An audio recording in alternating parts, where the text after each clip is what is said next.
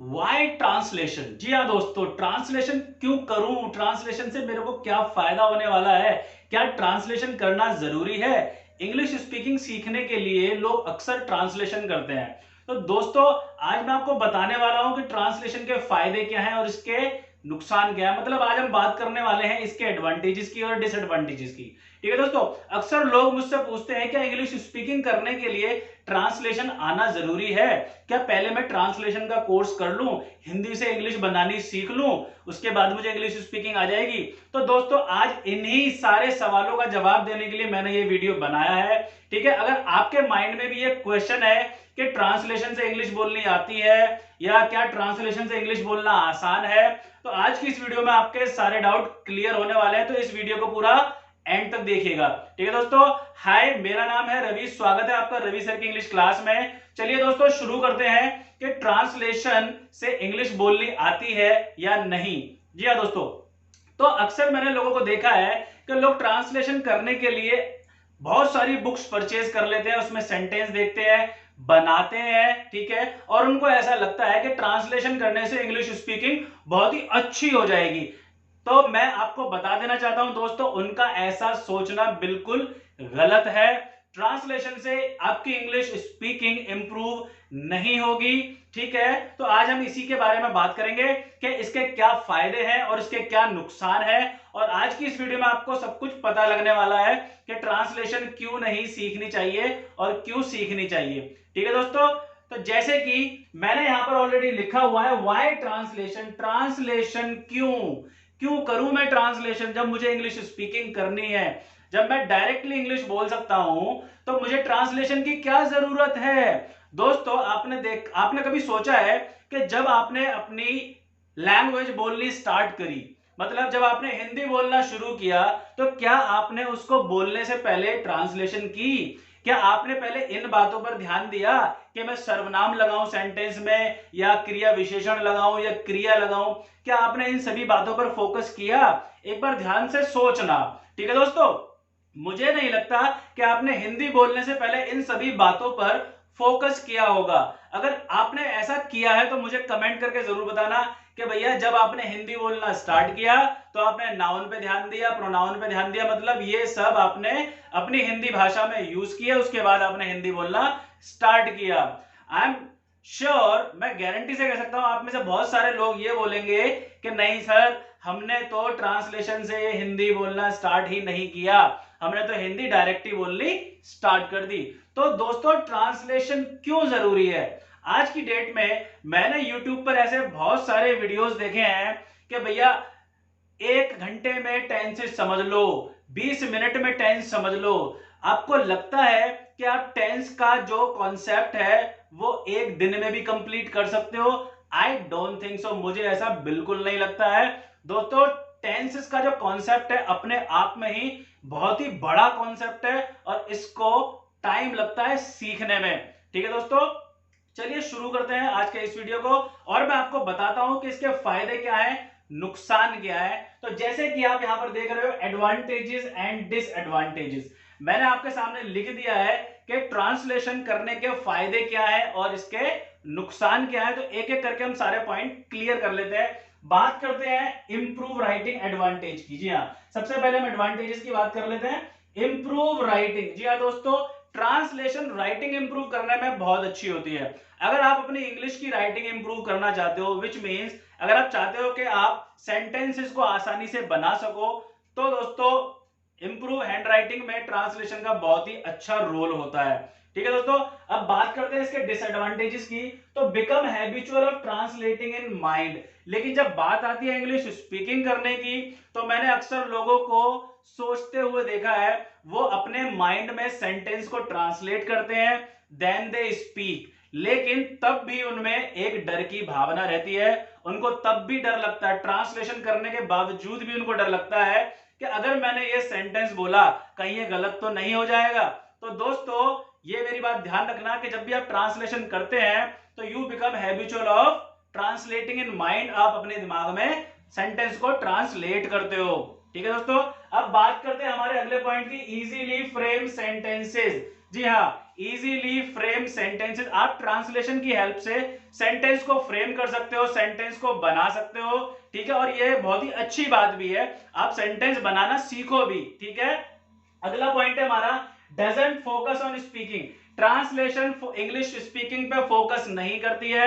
Mean जब भी आप इंग्लिश स्पीकिंग करना चाहते हो तो आपको इंग्लिश स्पीकिंग करनी ही पड़ेगी, और इंग्लिश स्पीकिंग विदाउट ट्रांसलेशन होती है। जी हाँ दोस्तों, आप ट्रांसलेट करके इंग्लिश स्पीकिंग नहीं कर सकते हो, आई गारंटी दिस। इसके बाद बात करते हैं बिकम ट्रांसलेटर। ट्रांसलेशन का एक सबसे बड़ा फायदा यह है कि आप ट्रांसलेटर बन सकते हो, आपको ट्रांसलेटर की जॉब मिल सकती है अगर आप इसमें स्कोप ढूंढ रहे हो। जी हाँ दोस्तों, अगर आपकी ट्रांसलेशन बहुत अच्छी है तो आपको ट्रांसलेटर की जॉब बहुत ही आसानी से मिल जाएगी। अब बात करते हैं इसमें फ्रस्ट्रेशन की। डिसएडवांटेज हमारा फ्रस्ट्रेशन। जब भी आप ट्रांसलेशन करते हैं तो ये फ्रस्ट्रेशन वाला पॉइंट आपके पीछे पड़ जाता है। जी हाँ दोस्तों, जब आप किसी सेंटेंस को माइंड में ट्रांसलेट नहीं कर पाते हो, आपके सर में दर्द होने लगता है और आपके माइंड में नेगेटिविटी आ जाती है कि भाई मैं तो इसको ट्रांसलेट नहीं कर पाऊंगा, मुझसे ये नहीं होगा। ठीक है दोस्तों, अगला हमारा इसका बेनिफिट है, advantage, remove errors in grammar. जी हाँ दोस्तों, ये इंग्लिश ग्रामर की एरर्स को रिमूव करने में बहुत ही ज्यादा हेल्पफुल है। जी हाँ दोस्तों, अगर आप सेंटेंस फ्रेम करते हो, इसके साथ साथ आपको आपके ग्रामेटिकल एरर्स पता लगते रहते हैं, जो कि बहुत ही अच्छी बात भी है और ये बहुत ही अच्छा फायदा भी है ट्रांसलेशन करने का।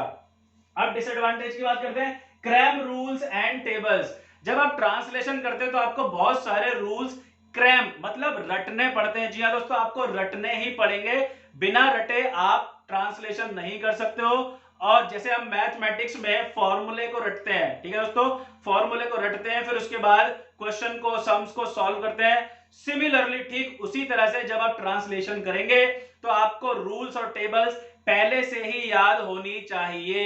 अब बात करते हैं हमारे अगले पॉइंट की, स्ट्रॉन्ग वोकैबुलरी। जब आप ट्रांसलेशन करते हैं तो आपकी वोकैबुलरी स्लोली स्लोली मतलब ग्रेजुअली इंप्रूव होने लग जाती है। जी हाँ दोस्तों, धीरे धीरे आप अपनी वोकैबुलरी इंप्रूव कर लेते हो और इस तरह से आप अपने बहुत सारे वर्ड्स बिल्डअप कर लेते हो, जो कि आपके इंग्लिश हैंड राइटिंग में बहुत ही ज्यादा हेल्प करते हैं। लेकिन अगर हम बात करें डिसएडवांटेज की, टाइम कंज्यूमिंग। हाँ दोस्तों, टाइम कंज्यूमिंग है, ट्रांसलेशन में बहुत टाइम लगता है, आपको रजिस्टर्स बनाने पड़ते हैं, सेंटेंस बनाने पड़ते हैं, जितने सेंटेंस बनाओगे उतने सेंटेंस कम लगेंगे आपको, तो टाइम कंज्यूमिंग तो ये है, आपको बहुत सारा समय देना पड़ता है ट्रांसलेशन करने में। अगर बात करें हमारे अगले पॉइंट की एडवांटेज में, तो helpful in writing speech and articles. जी हाँ दोस्तों, जब आप ट्रांसलेशन करते हैं तो आप इसकी मदद से स्पीचेस लिख सकते हैं, आर्टिकल्स बना सकते हैं, पैराग्राफ लिख सकते हैं, ठीक है। जैसे कि आपने देखा होगा, जब हम किसी स्पीच को लिखते हैं या किसी भी पैराग्राफ को लिखते हैं, आप हिंदी में लिखते हो, फिर उसको ट्रांसलेट करते हो, जो कि बहुत ही अच्छी बात भी है। और इस तरह से आप पैराग्राफ, स्पीचेस, स्टोरीज ये क्रिएट कर सकते हो, जो कि बहुत ही बढ़िया बात है ट्रांसलेशन की। अगर मैं बात करूं डिसएडवांटेज की, नो फ्लुएंसी। जी हाँ दोस्तों, इससे स्पीकिंग में फ्लुएंसी नहीं आती है। अगर आप सोचते हो कि आप ट्रांसलेशन की हेल्प से इंग्लिश स्पीकिंग में फ्लुएंसी डेवलप कर लोगे, so my dear friend, you are wrong, आप बिल्कुल गलत हो। इंग्लिश ट्रांसलेशन मतलब करके आप फ्लुएंसी बिल्कुल नहीं ला सकते हो, क्योंकि जैसे कि मैंने अपने फर्स्ट पॉइंट में क्लियर कर दिया है, become habitual of translating in mind, क्योंकि आप माइंड में सेंटेंसेस को ट्रांसलेट करते हो। भाई कौन सी हेल्पिंग वर्ब लगेगी, कौन सी मेन वर्ब लगेगी, ठीक है, हमारी सब्जेक्ट क्या है, मतलब ये बहुत सारे पॉइंट होते हैं जब भी आप किसी सेंटेंस को ट्रांसलेट करते हो। अगर मैं बात करूं अपने अगले पॉइंट की, तो थिंकिंग बिफोर स्पीकिंग। जब भी आप स्पीकिंग करते हो तो आपको पहले सोचना पड़ता है। जी हाँ, ये बिल्कुल सही बात है। और आप में से ऐसे बहुत सारे लोग होंगे जो इंग्लिश स्पीकिंग करने से पहले सोचते होंगे कि मैं जो बोलने वाला हूं वो सही बोलूंगा या गलत बोलूंगा, और इसी की वजह से हमारा अगला पॉइंट है फियर ऑफ स्पीकिंग। लोगों में डर रहता है। जी हाँ दोस्तों, हमें डर लगता है कि अगर मैंने सेंटेंस गलत बोल दिया तो इसका सामने वाले पर क्या प्रभाव पड़ेगा। जी हाँ दोस्तों, तो ये बहुत सारी ऐसी कॉमन सी प्रॉब्लम्स हमारे साथ हो जाती हैं ट्रांसलेशन करते समय।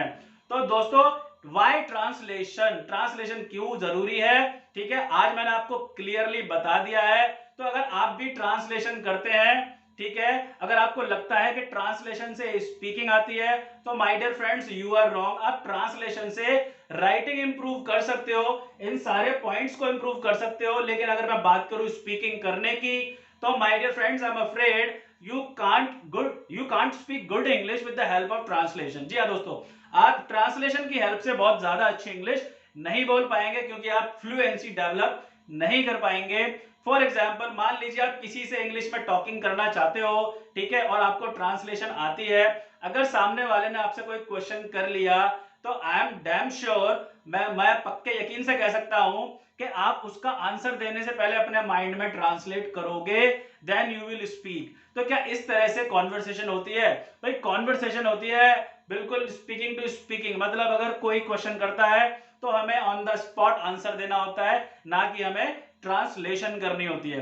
तो फ्रेंड्स, अगर आपको भी स्पीकिंग में प्रॉब्लम है, अगर आपको भी लगता है कि ट्रांसलेशन करके भी आप इंग्लिश स्पीकिंग नहीं सीख पाए हो, तो आप मेरी स्पोकन इंग्लिश क्लासेस की प्लेलिस्ट की हेल्प से विदाउट ट्रांसलेशन इंग्लिश स्पीकिंग सीख सकते हो, वो भी बहुत ही इफेक्टिव मेथड के साथ। क्योंकि मैं अपनी 10 मिनट की वीडियोस में सिखाता हूं कि हम विदाउट ट्रांसलेशन इंग्लिश स्पीकिंग कैसे कर सकते हैं। ठीक है दोस्तों, तो उन वीडियोस को आप बिल्कुल देखिए, क्लास 1 से स्टार्ट कीजिए, ठीक है। एक दिन में एक वीडियो देखिए, एक दिन में सारी वीडियोस मत देखना, क्योंकि इससे इंग्लिश स्पीकिंग नहीं आने वाली है। अगर आप एक एक वीडियो एक दिन में यूज करोगे, ठीक है, तो हो सकता है कि आप विदाउट ट्रांसलेशन इंग्लिश स्पीकिंग कर पाए। ठीक है दोस्तों, तो ये था हमारा आज का वीडियो, जिसमें मैंने आपको बताया कि ट्रांसलेशन के एडवांटेजेस क्या है और डिसएडवांटेजेस क्या है। उम्मीद करता हूं वीडियो आपको बहुत अच्छा लगा होगा। अगर फिर भी कोई डाउट है, मुझे कमेंट करना, मुझे ईमेल करना, I will help you out. Okay friends, so this was the video for today. Nice meeting you. Take care of yourself. See you in the next video of English speaking. Till then, have a nice day.